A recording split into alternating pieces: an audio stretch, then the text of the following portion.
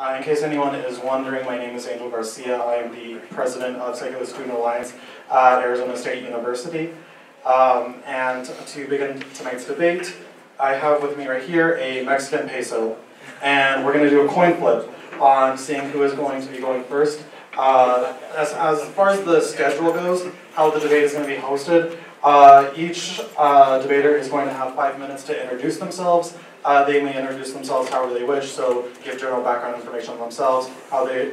What is that? It's a big coin dollar. Oh, alright, he has a more interesting coin, so we're going to use that. Ooh, this is fancy. It's kind of big though. Anyway, so the different debaters will be giving background information on themselves. They will be offering, how they arrived to their position as a Christian or an atheist, or how they developed their philosophy. After those 5 minutes, each debater will have 10 minutes to offer their perspective on the existence of God and the meaning of human life.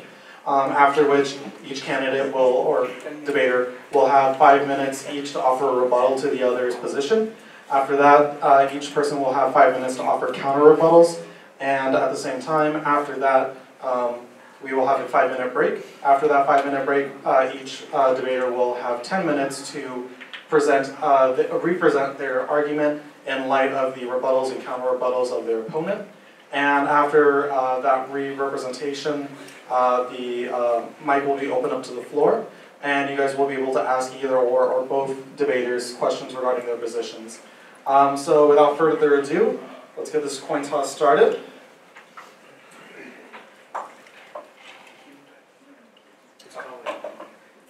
By the way, hello?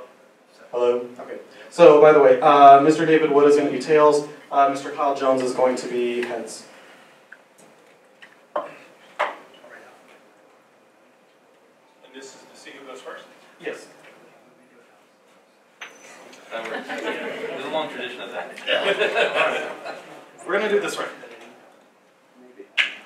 Alright, tails. So, Mr. Wood, you get to decide if you want to go first or second. No preference. What do you want? Okay, Kyle's going first. That's gutsy. Second's easier, so. I don't mind. So, do you want me to use this? If you want to use it, you can, and if not, then you don't have to. I'd rather not. Is that all right? That's fine. Just make sure It's kind of awkward. Especially random phallic object in my face. Hi, my name is Kyle Jones. I'm the token atheist for tonight. I readily assume that title. I'm a former Christian. I was a youth pastor, and an amazing one at that. But I am no longer a Christian. I'm an atheist. You can look up my stuff, KyleBJones.com. Thank you, Andre, for all of his savvy tech work.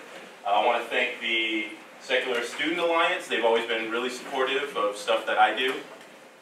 I want to thank David for coming out. Last time we debated, we were at the prestigious Columbia University. ASU's okay. It's probably second. It's right below Columbia. But yeah, so I'm glad he came out. So as far as my story goes, like I said, former youth pastor. And as you do as a Christian or someone in ministry, you go off into seminary. So I went to seminary. I started studying the languages. I started analyzing the different issues of the biblical text and the history of the church and world religions and all different philosophies and all this stuff. Went off to grad school, still as a Christian. Went to the proud Boston University. And, as it happens, I started to really question a lot of my assumptions and beliefs about God, and life, and everything. I started to realize that I had this cognitive dissonance. I couldn't really justify or explain or rationally understand what it meant to believe in an infinite, immaterial, personal being that existed outside of space and time. I really could not provide answers to this. And I remember all the scripted stuff that I had, right? There needs to be a first cause, and there needs to be a God in order to have objective morality, or all of this stuff. But none of those arguments were persuasive to me anymore. So I figured I'd go wherever my reason and my conscience would take me. And where it took me is to now not believing in God, I don't just disbelieve in the Christian God. I disbelieve in Allah, Ganesh, Zeus, Ahura Mazda. For those who don't know, that's the Zoroastrian God. Yeah, I know you guys thought I was Zoroastrian, right? So that's basically where I stand. I'm honored to be here, and I'm really happy to see you all here tonight. And I'm Kyle. Look me up. Most of what I do is not debate. Most of what I do is interfaith work, where I have dialogues and discussions. You know, I'm the friendly, jovial, sort of wimpy atheist. But I can dabble in debating, so that is why I'm here today. So thank you all for coming out, and let's get this going. Thank you.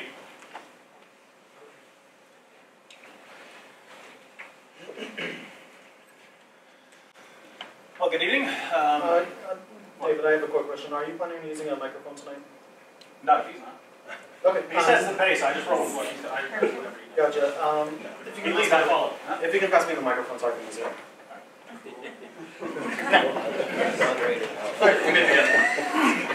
Good evening. I'd like to thank the Secular Student Alliance for hosting the debate and coming up with an interesting topic, and Kyle for defending the indefensible tonight. I think it's pretty cool giving us 5 minutes to introduce ourselves, allows us to tell some humorous anecdotes.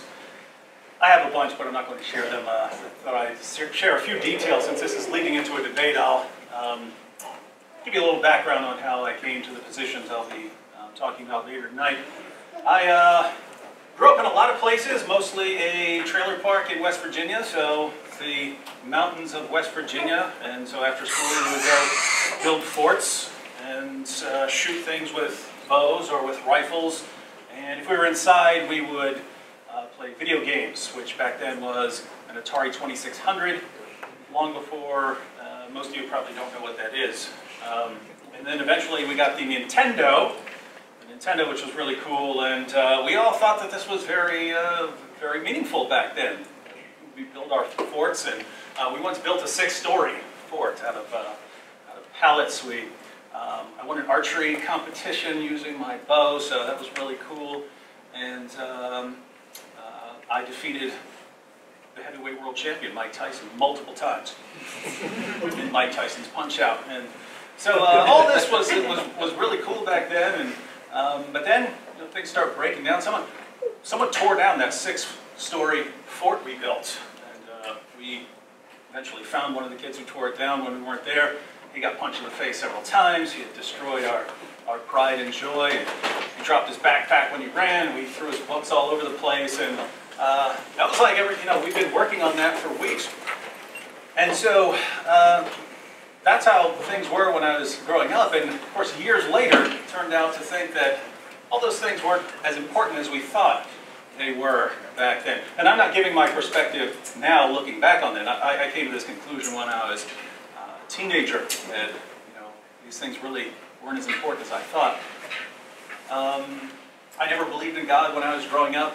I was, I think, around 13 when I realized officially that I was an atheist. Probably a year or two later, I concluded that everything I believed about right or wrong, I believed because society had manipulated and brainwashed me into thinking it.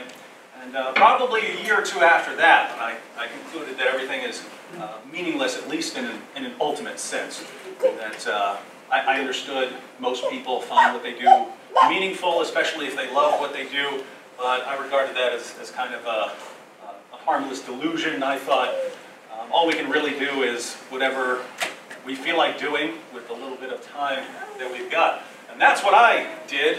The problem is things I felt like doing weren't exactly legal a lot of the time. So I ended up in a couple jails, a couple mental hospitals, a few prisons, and lots of people would be bothered by that. I was a little bit, but whenever I would think, hey, I feel like I should be doing something else with my life, I would think, why? What's the point of this? I'm going to go to school for 12 years and then go to more school so I can get a job and work 40 years and then retire and shrivel up and forget how to pee and then die. I mean, what's the point of that entire pattern? Why am I going along with that? Why not just sit in prison where I can read all day and people give me food and so on? You know, well, why? Why do that? Why is one better than the other? And so I was in a jail, and I met a Christian named Randy. And this guy was the first Christian who actually ever stood up to me when we were arguing. Most Christians would just back down. Hey, we don't want to cause a scene or anything. And long story short, after arguing with him enough, I started studying in order to prove him wrong. And I came to believe along the way that all the evidence we have tells us that Jesus was dead. And all the evidence we have tells us he was alive again later. And that started looking like a miracle. And in addition to some other things I was studying, I decided the least I could do is offer up a prayer. And so I prayed, and when I sat up from that prayer, the entire world looked different. Everything was suddenly infused with a different sense. Everything was suddenly meaningful and purposeful. And so that's how I came to the conclusion I'll be defending this evening.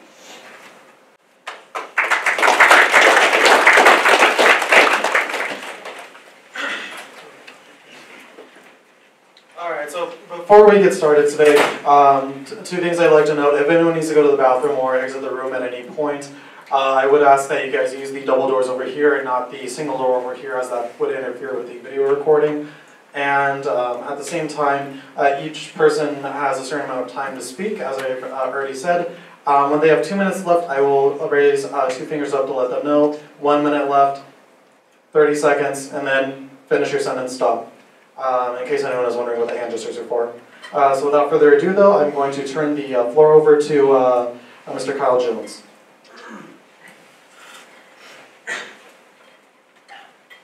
All right. So let's think about this for a second. We're talking about two things tonight, right? We're talking about the existence of God.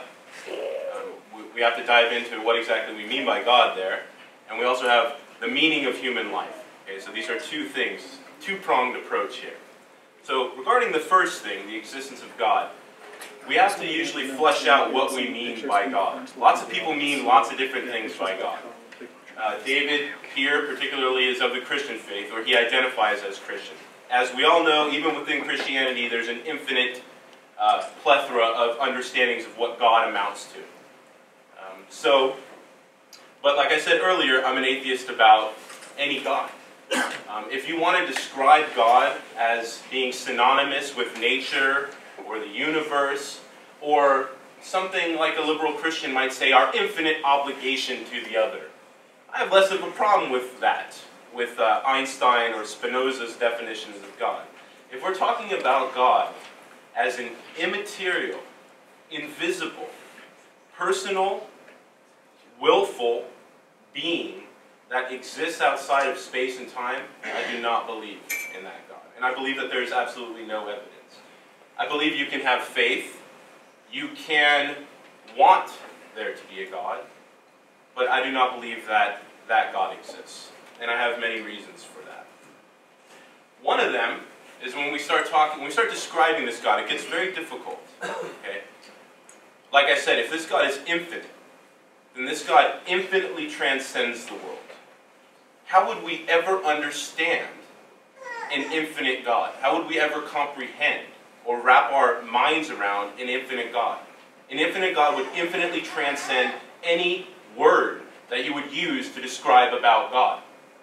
So how would we even understand what this God is like? If you can understand infinity, then you are way beyond what I would think of as normal human cognition, right? If you can understand what quantum mechanics and what astrophysicists have been trying to comprehend for years and years and years, if you're able to even answer their doubts or their questions, then I doubt you.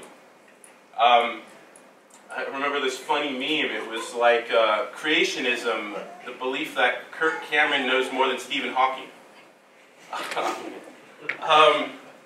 We're overstepping our reach here. We're trying to describe in human words what an infinite being is. So once again, when we say things like God spoke, what do we mean when we say speak or spoke? We're implying certain things, right? We're implying larynx or a tongue or audible words. How can that be applied to an infinite being? It simply does not reach. So we're going too far in our epistemologies to assume that the language we use can accurately reflect or grapple or describe even remotely close an infinite being, right? The closest thing you could ever get to describing infinity would be silence. And so I think that that's probably a more humble position to take than to say that you know that there exists an infinite being outside of space and time. I think that's, it takes a lot of guts to say that. Now, lots of people say, well, where does the world come from?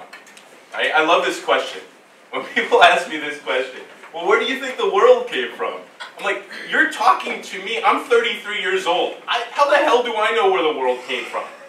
I mean, really. And whenever anyone says, well, I got an answer right here. I know where the world came from. What are you talking about? How do you know where the world came from? It's a very high and lofty question to ask somebody. Give me the ultimate answer to life and existence. Right? Like I said before, it's 42 would be a better answer than God in my mind. So when I get asked that question, I'm very skeptical. I say I do not know. I'm fine being agnostic about the origin of all things. I think that that is a very consistent and humble approach that we should take. Now, I think some explanations are more viable than others.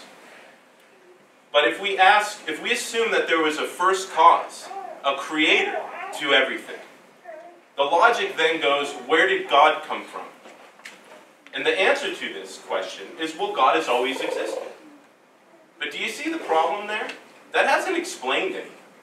All that has done is posit another infinite, another thing that we haven't explained. We have a hard enough time explaining Big Bang cosmology. To take another step and to say, well, there's this whole other infinite thing, is to add to the equation. So when Napoleon famously asked this old, couple hundred years, scientist Laplace, well, what about the starry heavens and God and the cosmos? He responded by saying, I have no need of that hypothesis. It doesn't help me explain the way things are. All it does is add something else to the equation. And I think that that's not good for Occam's razor or for trying to find the simplest and clearest explanation for things. Now, there are other reasons I do not believe in God, besides the epistemology, besides language. It's that this God often reflects too closely people, right? What's more likely? That there is a God who is jealous, righteous, angry, regrets things, changes his mind, gets pissed off, or humans who are angry, jealous, pissed off, fickle, change their minds, projected this onto an invisible being. I think if you had to choose between the two, I think the latter makes a lot more sense. What was the old proverbs that early Ethiopians' God was black? Our gods reflect us too much. They reflect our aspirations. These are people describing God. And as we all know, we have to be careful when trusting people, especially when they try to give us an answer to the ultimate question for things. So instantly, I am skeptical of this idea of God existing because humans are describing this God, and these humans that describe this God have political aspirations, they have motives, they have all kinds of biases. I mean, don't we all? If I came up with my God, you know, you probably wouldn't want to believe in my God, because my God would be badass. I mean, my God would like my music, my God would like Oscar Wilde, my God would be too much like me. So, when we examine these gods, look at their attributes, look at their characteristics. David believes in a God that flooded the world. Now, I'm not sure if you believe in a global flood or a localized flood, but you believe in a God that's killed people. If I believed in a God would not kill people. And I think the God that doesn't kill people is more moral than the God that kills people. Because if I'm more moral than my God, then there's a problem. I had this problem as a Christian. I was like, I've never killed anyone. I've never commanded a group of people to kill someone they thought was a witch, or to kill a homosexual, or to ostracize women. I've never commanded that. How can I be more moral than this God? It's problematic. It truly is problematic. So anyway, we'll keep going on with the God question, but that's the first prong. All right? There's a lot more reasons why I don't believe in God, but I don't have too much time. I only have 10 minutes. Oh my God, I only got 1 minute. So let me describe in 1 minute the meaning of human life. Marathon run, everyone. If you believed me that I could explain the meaning of human life in 1 minute, then there's a problem with you, as there be a problem with me. This is the reason why you should doubt Tony Robbins or any other snake oil salesman. Okay? I have certain ideas about what constitutes human meaning, but I don't believe in a grand overarching purpose for the cosmos. But I do believe that life is meaningful because it's finite, because it ends. And we'll talk more about that in a little bit. Thank you.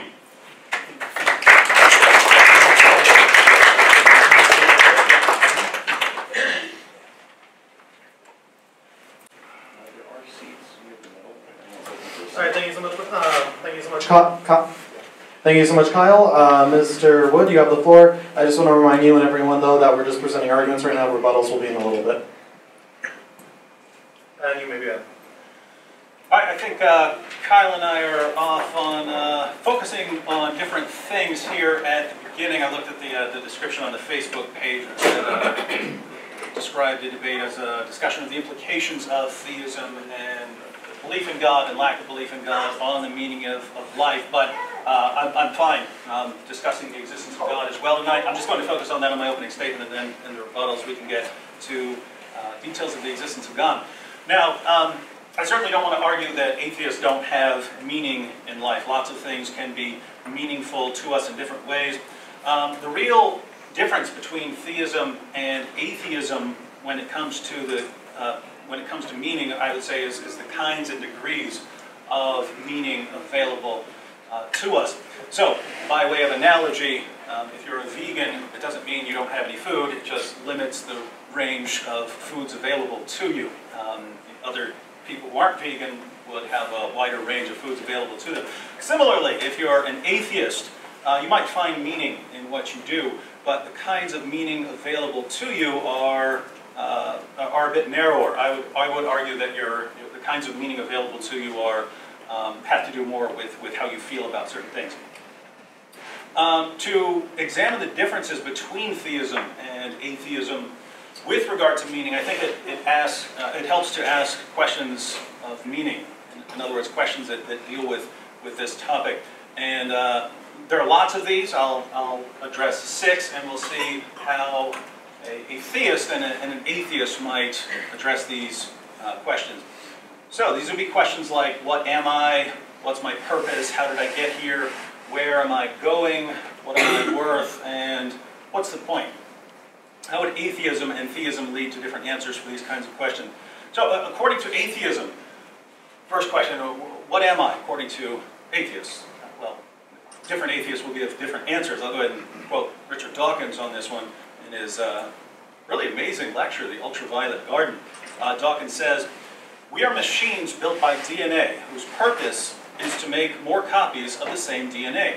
This is exactly what we are for. We are machines for propagating DNA, and the propagation of DNA is a self-sustaining process. It is every living object's sole reason for living." So, a molecule called DNA, you are a machine designed by that to make copies of it. That's what you're here for. What would you be according to theism? If we're talking about Judeo-Christian theism, you would be the image of God. So there's a God, and you're created in God's image. Second, what's my purpose?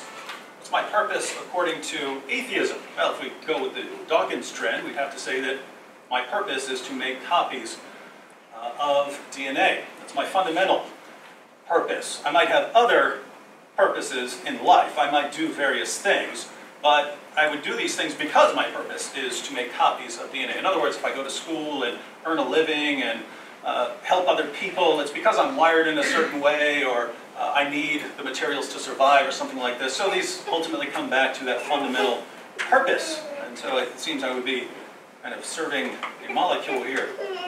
What would my purpose be according to theism? Well, again, if we're talking about Christian theism, I would be here as a representative of the creator of the universe. That seems like a meaningful task. So on atheism, I'm a representative of a molecule. On theism, I'm a representative of God. Third, how did I get here? Lots of reasons I'm here now according to atheism, but given what I am, a machine for propagating DNA, the most important reason I'm here is that my ancestors did a better job propagating DNA. They found more food, they had more sex, they were better at using a spear against an enemy, they were better at running when they were in danger, and so on. So they were just better machines for propagating DNA than some of the other machines for propagating DNA.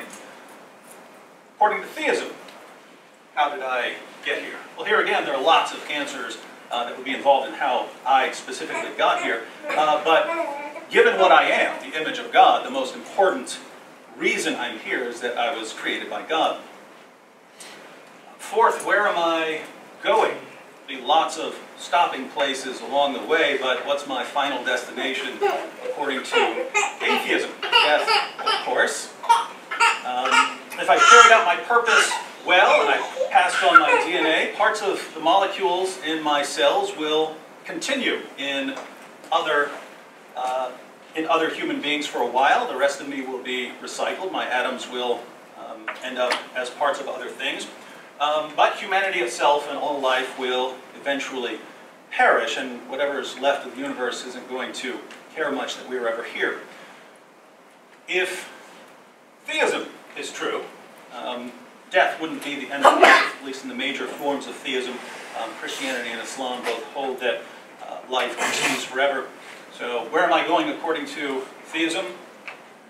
As King David said, I will dwell in the house of the Lord forever. Fifth, what am I worth? What am I worth according to atheism? I might be valuable to other people for a limited time. I might be valuable to future generations if I pass on my DNA to them. Otherwise, I'm not worth much. And quote Bill Nye, the science guy here. He said, as I learned more about evolution, I realized that from nature's point of view, you and I ain't such a big deal. Humans are just another species on this planet trying to make a go of it, trying to pass our genes into the future, just like chrysanthemums, muskrats, sea jellies, poison ivy, and bumblebees. What am I worth according to theism? Christian theism, at least, I was worth enough for the creator of the universe to enter creation, to pay a price for me. So, it sounds like a lot. Sixth, what's the point? And here I think we have the most obvious difference between theism and atheism. I think Kyle's going to agree with some of this. With theism, we can talk about ultimate points, transcendent points, eternal points. With atheism, we're limited to relative, local, temporary points. So if you're an atheist and you ask yourself, what's the point of doing X, you can answer the point of doing X is Y. The problem is that without any sort of ultimate point, you can always ask the follow-up question, what's the point of doing Y? And after you answer the point of doing Y is doing Z, then you can ask again, what's the point of Z? And since there's no ultimate answer, you only have two options. The first option is to avoid asking these kinds of questions and to just go with your feelings about whatever you happen to find meaningful. So I like X, so X is the meaning of life for me. I should point out, though, that with this approach, you can replace X with anything, if it's just how you feel about these things. You can say, I like curb-stomping old ladies, and I just find this incredibly meaningful in life. So that's the meaning of life for me. If your meaning isn't grounded in anything outside of your feelings, then anything you feel is the meaning of life for you. The second option is to recognize that your feelings aren't a very solid foundation for meaning, and to face the implications of your worldview. Here you'll have to conclude something that echoes the words of the great 20th century atheist Bertrand Russell, who said, "Man is the product of causes which had no provision of the end they were achieving. His origin, his growth, his hopes and fears, his loves and his beliefs are but the outcome of accidental collocations of atoms. No fire, no heroism, no intensity of thought and feeling can preserve an individual life beyond the grave. All the labors of the ages, all the devotion, all the inspiration, all the noonday brightness of human genius are destined to extinction in the vast death of the solar system, and the whole temple of man's achievement must inevitably be buried beneath the debris of a universe in ruins. All these things, if not quite beyond dispute, are yet nearly so certain that no philosophy which rejects them can hope to stand. Only within the scaffolding of these truths, only on the firm foundation of unyielding despair, can the soul's habitation henceforth be safely built." So, given atheism, you can either stop the regress of meanings by saying this is just my meaning, don't ask why, or you can recognize that there's no end to the regress and therefore no foundation for meaning. If you'd like a third option, you'll need to abandon atheism and accept a worldview that offers another option. And if you'd like to take that route, I have a suggestion for you.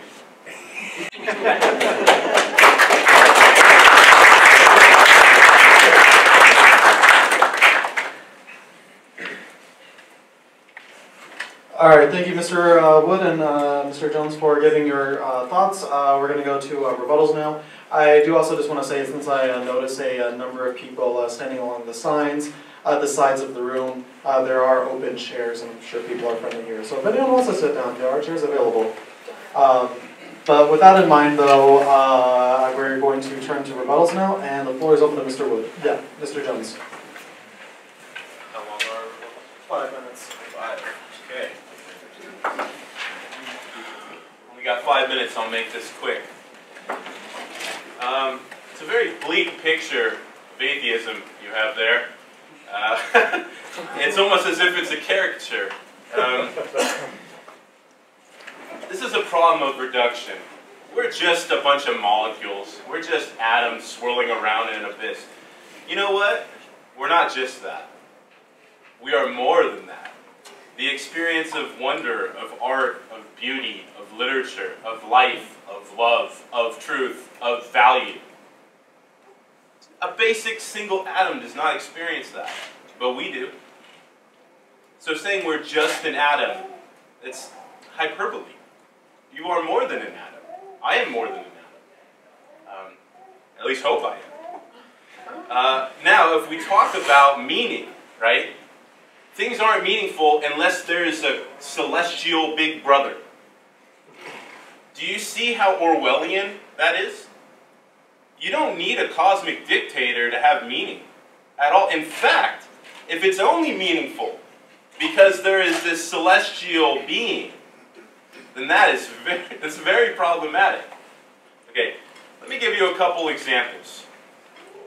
If you have an eternal life, an infinite life, if death is actually just a chimera, if it's fake, like Jesus' death, it was just whoop, dead for a little, pop back up, that's not real death. I believe in actual death. When you're dead, there's no you, you're gone. Right? Now, imagine that's not the case. Imagine you go on forever.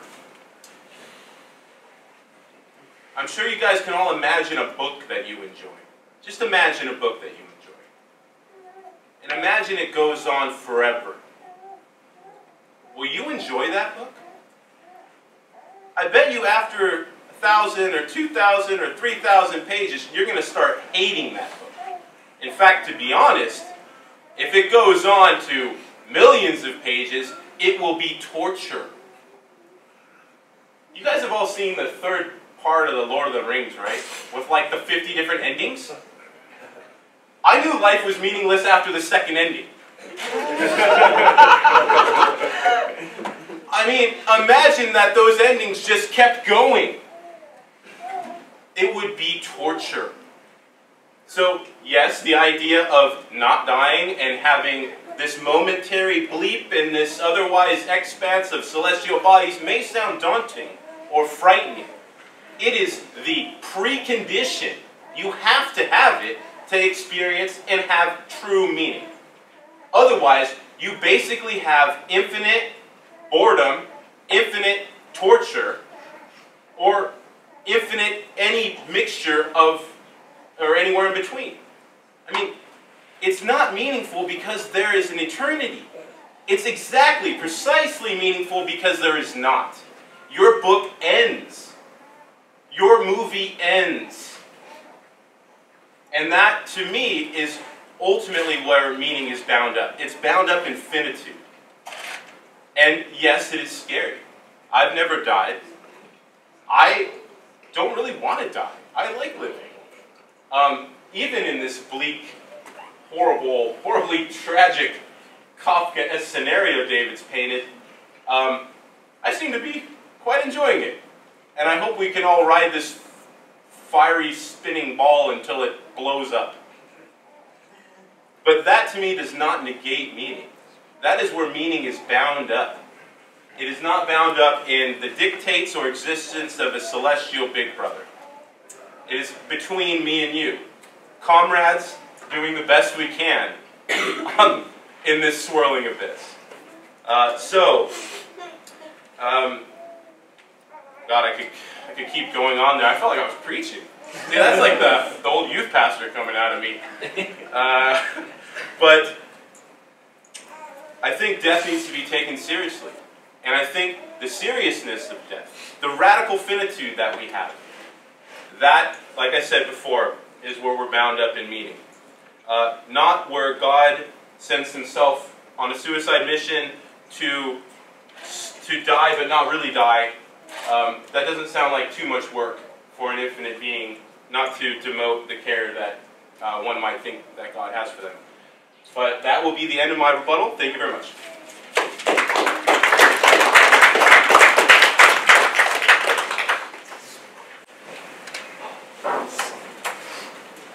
All right, thank you, Kyle.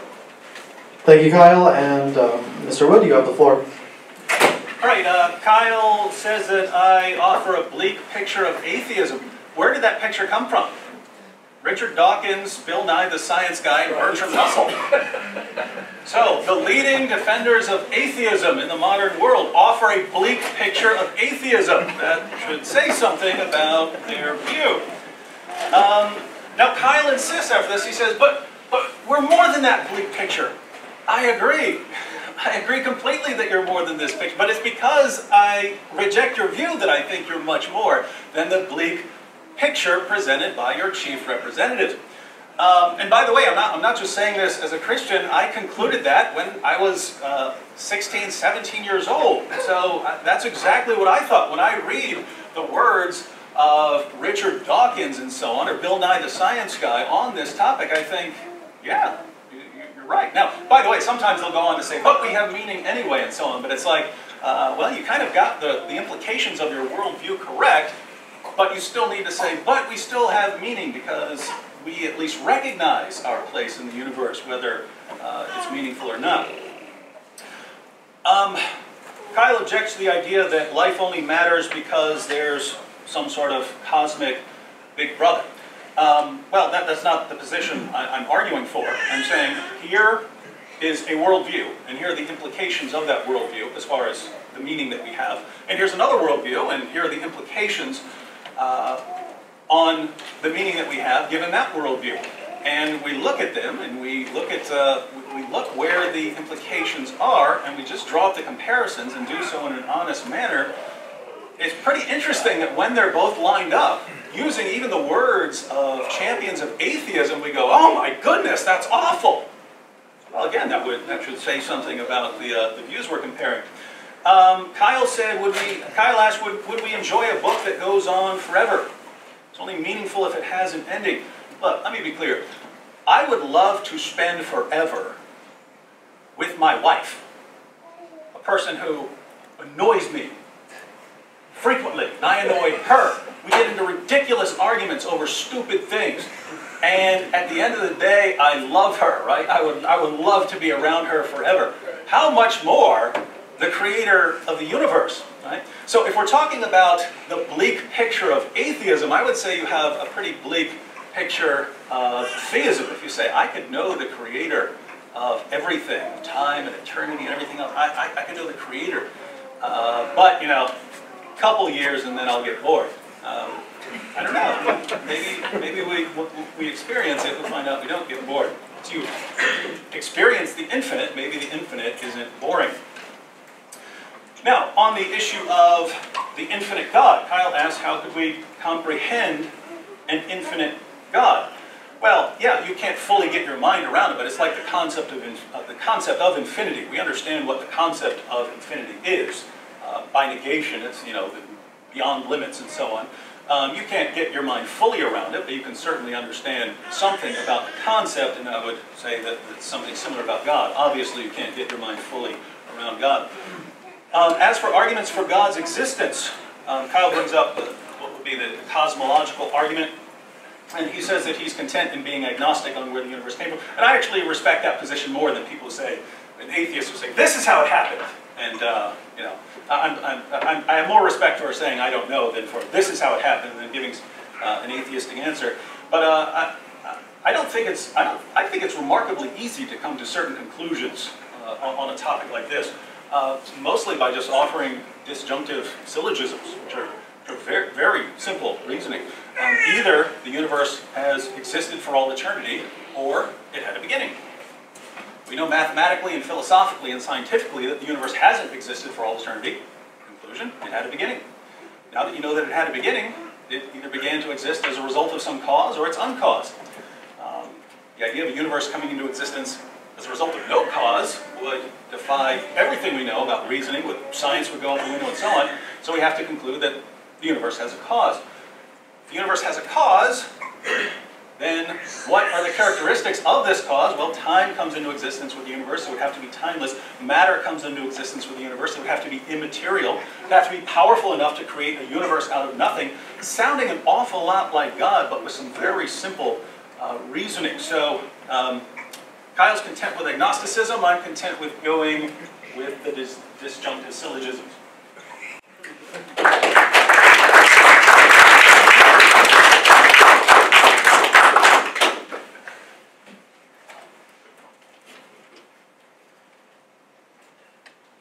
All right, so that concludes the.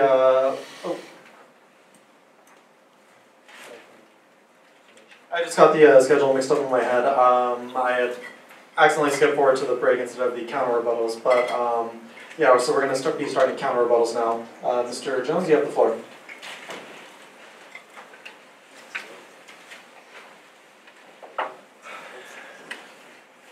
Well, as much as I love Bertrand Russell, I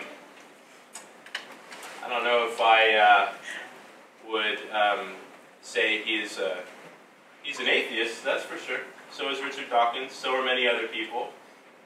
Many who have different views, as I'm sure you're familiar with Christianity. I could quote Billy Graham, maybe Fred Phelps, and some other people, but I won't do that. I don't want to caricature your opinion. When we talk about this, let's get to the point here. He said there was a problem with the idea, right, that the universe has always existed.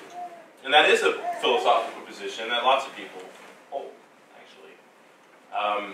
And yet the problem there doesn't seem to apply to a God that's always existed.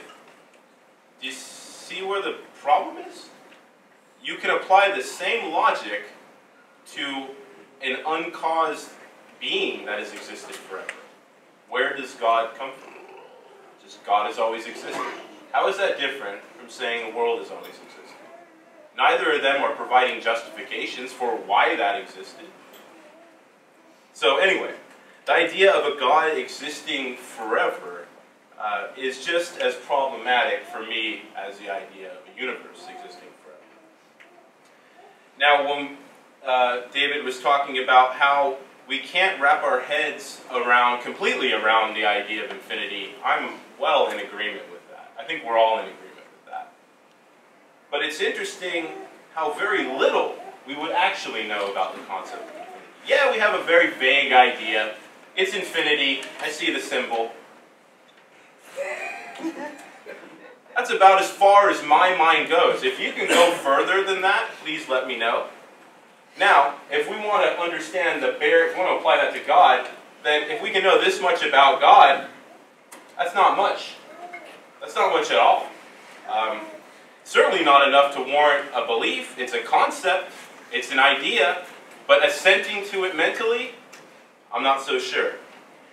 Now, when you're talking about Bertrand Russell and Richard Dawkins, and they paint this bleak picture, right, of the ultimate purpose, or lack thereof, of the cosmos, I'm in agreement. I don't think there's a nice golden thread that wraps everything together. I don't think it's a nice package. In fact, I think it's very tempting to wrap things up nicely like that. There's this ultimate meta-narrative, this story that has an ending, this Shakespearean play where at the end this happens and it wraps up the whole story. Life is more complicated, more difficult, and not as easy to understand as that is laid out. That takes a lot of, I would say, hubris.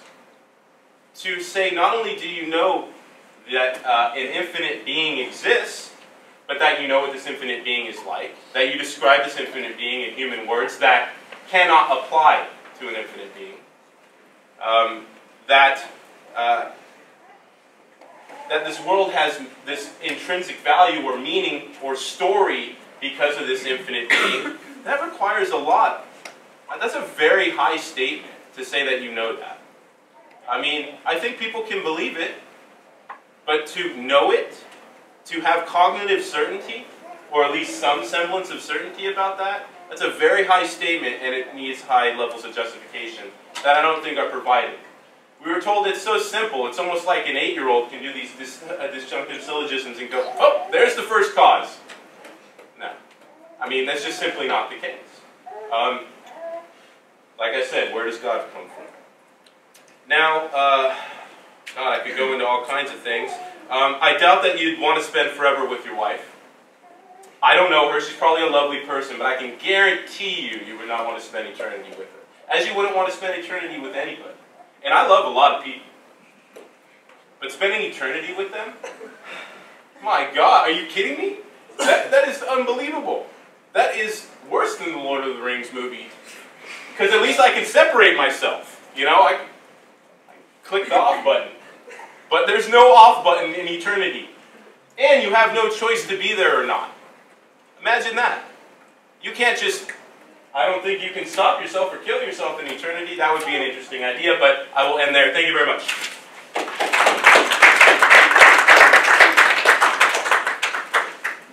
All right, thank you, Mr. Jones. Kyle, Mr. Wood, you have the floor now.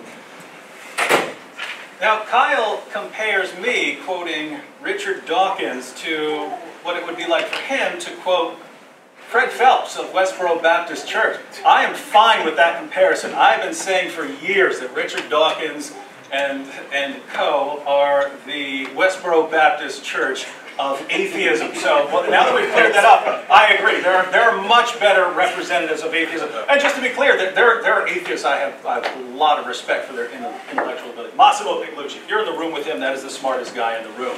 And I usually feel like I'm the smartest guy in the room, so that's now, on the issue of where does God come from? Why can't we say that God existed why can we say that God existed forever, but not that the universe existed forever, the world existed forever? Well, it's because we know that the world hasn't existed forever, right? We know that the world is the kind of thing that had a beginning. If the world had existed forever, then you need a different sort of argument. There are people like Thomas Aquinas and so on who dealt with the idea of an eternal universe. But our universe had a beginning. So our universe is not the sort of thing that you can say, what if it existed forever? We know that it didn't. So you either have an infinite regress of causes, or you have something that's eternal. Since time, according to the physicists and cosmologists, comes into existence with our universe, that would mean something timeless. Here, like the concept of infinity, tricky to get our minds around, but that's where the syllogism leads. He says, what we know about God is very limited. That's true. If you're talking about God being infinite in attributes and so on, then correct. What we do know about God is very limited. But think about this. If God is infinite in all these ways, and our knowledge is limited, and we would learn a little bit about God at a time, it seems we could spend all eternity learning and always have more to learn. So maybe we don't get bored there. Kyle says it's hubris to say that we know about an infinite being who is described in human terms. Now, I have a problem here. Because Kyle objects to the idea that we could, how could we know about the infinite God? How could we know about something that's infinite in these ways? And yet, God is off, we describe God in human terms, such as God sees this and God does that. God is jealous in these things. But think about this. If God is infinite, we can't get our minds around God as He is, then God would have to, if God's describing Himself or we're describing God, we have to use human terms, right? So it makes perfect sense to describe God in human terms, given that we are humans, and that's the best we can do. So, do we fully comprehend God? Absolutely not. Can we know some things about God? I would say yes. And when we're talking about God's reason and so on, the medieval theologians dealt with this a lot. They understand, hey, these concepts are used analogically. They do not mean the same thing that they would mean in a human being, and yet these are the terms we have. So, given the understanding that we have to describe God in these terms. Kyle says, I wouldn't want to spend eternity with my wife. Wrong! I know it, because look, almost every person I ever meet annoys me after about half an hour. And 3 days, for someone I really like, 3 days is like, that's the top. I get out of my face, right? My wife is the only exception. She's the only one that I'm around her like 8 or 10 hours a day and never got annoyed, never thought, hey, I don't want to be around this person anymore. So again, the point is not about wives or friends or what we like or don't like here. The idea is it possible to really want to be around someone forever? If I can look at my wife and think, yes, then imagine the infinite God who I could spend all eternity getting to know. I certainly don't think that we can rule out theism simply because we think we'll get bored. So that's about all I have on the regarding the issue of meaning. I think Kyle and I are in significant agreement. He said in his opening statement that you don't have any ultimate meaning or transcendent meaning, something like that. Well, I think we're in agreement that you have a more limited kind of meaning. Again, as I said, I don't want to say that atheists have no meaning, but in ultimate terms, this is a separate issue from whether theism is true or not. Just comparing the two, you have some amazing things available in theism that you just don't have on atheism. The only point there would be you should think about these things very carefully, explore the arguments because they have some amazing consequences.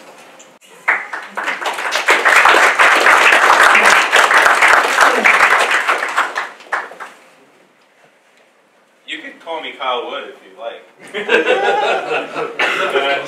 I say Kyle Wood? No, you said Kyle Wood. I'm messing. Oh. Wow, that worked. Reverse psychomology. So, not that I want to defend Richard Dawkins, trust me. Actually, if I could have 1 second. For the re-representing the arguments, both debaters have 10 minutes. I like the word candidate, I feel. I take you in a heartbeat. I could do it someday. I'm too liberal for Arizona, though. I have to go to a different state. Calm down, Madam Secretary. I'd go back to Massachusetts, where I belong. No offense to Arizona people, I swear.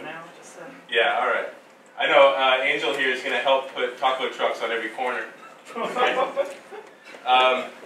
Anyway, so, as I was going to say, I'm not a big fan of defending Richard Dawkins. Of course, there are some things I like that he says, and there's other bigoted, anti-feminist, Islamophobic junk that spews out of his mouth, so I don't really have a strong attachment to him. But I certainly would have believe in his approach to homosexuality as rather quite different from Fred Phelps. So I don't think that would be a good analogy. Anyway, once again, not to defend Richard Dawkins, but so our universe, right? As you were saying, once again, I'm not an astrophysicist. Both of us just admitted we weren't scientists, or more inclined to philosophy. But as you know, it is entirely possible that this universe came from others. That is not impossible. You could have oscillating universes. You could have all kinds of different stuff that I feel inept and out of tune in acting like I can describe. But it's certainly not as simple as some punctiliar point where an infinite being magically poofs the cosmos into existence. Not to be too reductive of creationism. Now, you were talking about how, once again, we can't wrap our head around this idea of infinity, but we can grasp some things, like about God. God may be infinite, but we can understand some things.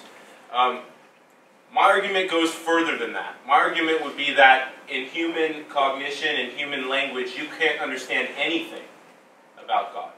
That would be because, as with any infinity, it would infinitely transcend. It wouldn't just transcend a little bit, it would infinitely transcend. So imagine you're trying to understand the carrot while you're running on one of those, what are they called? See, this is how much I go to the gym. One of those things that people go and run on. Treadmill, thank you very much. This is the treadmill analogy. You got the carrot dangling in front of you, and you can never reach it because you're on the stupid treadmill. The treadmill just goes on infinitely. You're trying to grasp the carrot. You can never reach there. Right? So this isn't just about that you can't know a lot about infinity. This is that you can barely know anything. Now, I think the same applies with God.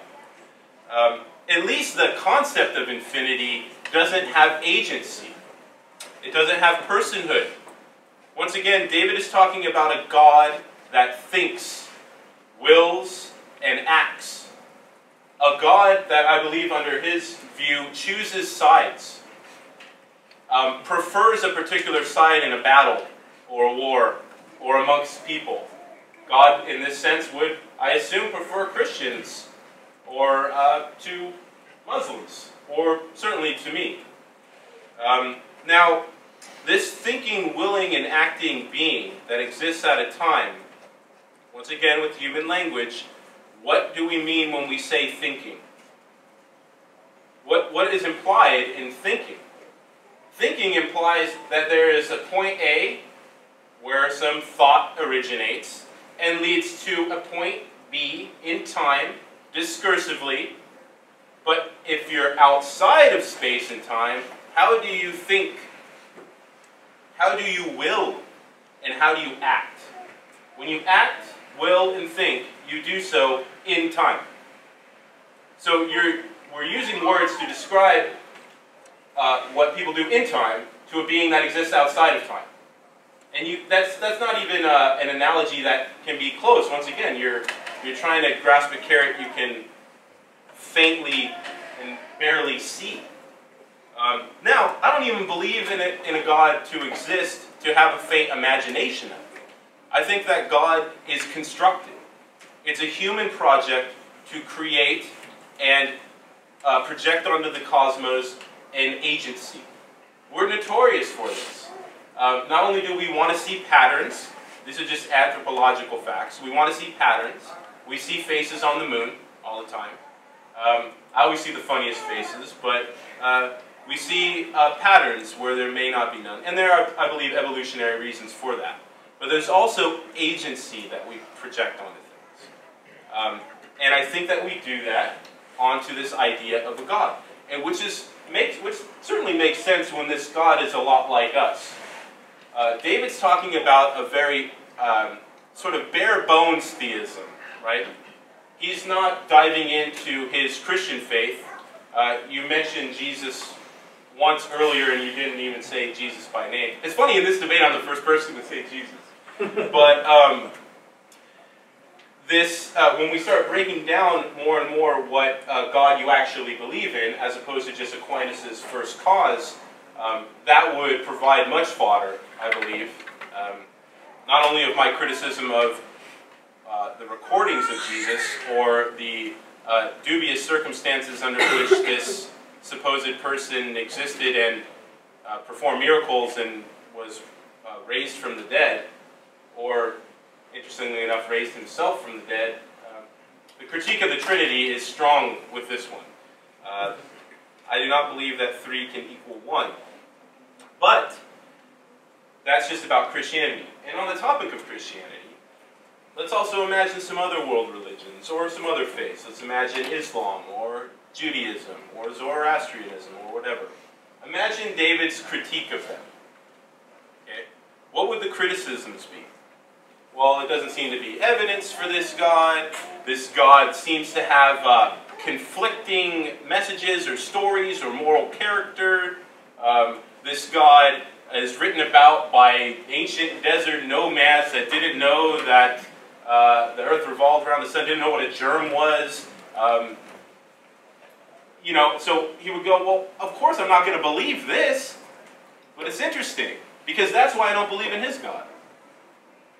The same criticisms that he would have about any other of the thousands of gods that exist, or that are said to exist, is the same criticism that I would have of his God. I just go, and I hate to say this, I just go one God further. That's all that we're doing here, that's all that I'm doing here, is I would use his logic against his God, or the God that he believes in. I feel that it's problematic when you have a standard for others that you do not have for yourself. And once again, God is always exempted from these rules, right? From nothing, nothing comes. You can't get something out of nothing. But God created the world out of nothing. How does that happen? We would say it's wrong to kill or murder, and if I drown people, it would be immoral. But if God does it, it's not immoral. See, we're exempting God. We're exempting God from the criticisms we have of other gods. And to be consistent, I don't think we can do that. So touching on the infinity problem, touching on the analogical language problem, touching on the issue of creationism, and what's called the outsider's test for faith. I think I'm wrapping up here. I got like a minute left, right? 1 minute. Is that pretty good?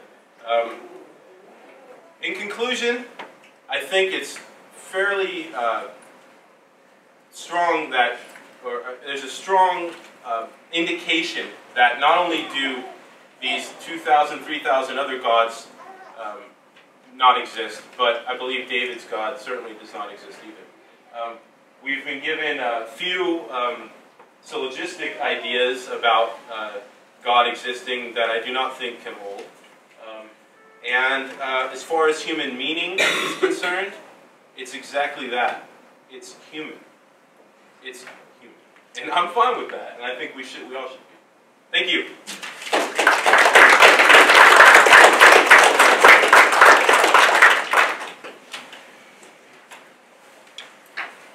All right, thank you. Hello. Okay. Thank you, Kyle. And Mr. Wood, you have the floor now. I'm going to try and bring some of these ideas together along the way here. Kyle says that one possibility is that our universe came from other universes. So why do we say that it came from God? Well, these other universes. So this is called multiverse theory. And the traditional idea is that the universe comes into existence, and that's the beginning of space, matter, and time, and so on. And the alternative to this, from the atheistic perspective, is that there's a series of other universes, possibly an infinite series of other universes. But these other universes, here's the problem, are still temporal, physical universes. And so you still are left with the kinds of things that have beginnings and so on. And so the argument just applies, only now you're dealing with an infinite number of universes to account for, and not just one. Now, I want to point out here, because this applies to several things. I laid this out as simple deductive, disjunctive syllogisms, either A or B. It's not A, therefore it's B. This is the simplest type of reasoning we have. If we can't trust our reasoning with disjunctive syllogisms, I would say science goes out the door, everything goes out the door. We just can't trust our reasoning ability. If I can't know, hey, either the universe goes back forever or it has a beginning, we know that it doesn't go back forever, therefore it has a beginning. If I can't know, hey, if the universe came into existence, it either had a cause or it's uncaused, it's absurd to think there's no cause, therefore there's a cause, and then to go on through the attributes. If we can't do that kind of reasoning, I'm afraid we shouldn't be reasoning at all. And so I think the issue here is one of our confidence in our faculties, and I think this would be another difference between theism and atheism, and here I'm talking about atheism in the strong sense of something like naturalism. I believe we're made for things like this, right? I believe we're made to be able to figure things like this out. So as a Christian, I believe we're created in the image of God, and that we're made to be able to figure out things like the origin of the universe and so on. If I were a naturalist, then I would have to agree, yeah, we're talking about the origin of the universe? What are you talking about? We're not made for that sort of thing. If we're talking about naturalism, we have to think how we got here. How do we get the faculties that we have? How would we get these faculties if naturalism is true? Well, natural selection only favors two things, survival and reproduction. Right? So whatever faculties we have, those faculties were selected because they helped us survive and reproduce. So if you're trying to assess the reliability of our reasoning ability, you'd have to say this was an ability that was selected because it helped us survive and reproduce. It helped our ancestors survive and reproduce. We have this ability because our ancestors had an ability that helped them survive and reproduce, and so they ended up leading to us over time. Now the problem is, if you say I have reliable reasoning ability, I have reliable cognitive faculties when it comes to things like finding food or finding a mate, so things that are basically related to survival and reproduction, that's not the sort of faculty you can trust to tell you about the origins of universes or things like God or something like that. You're not made for that sort of thing. So at the end of the day, much like the implications with the question of meaning, that if you're a theist, you have a certain view of the meaning of life and so on. If you're an atheist, you have limited resources when coming to your conclusions about meaning. The same is true of our ability, of our reasoning abilities and so on, that if you're a theist, again, you think, hey, I'm made to answer these big questions. I'm created in the image of God.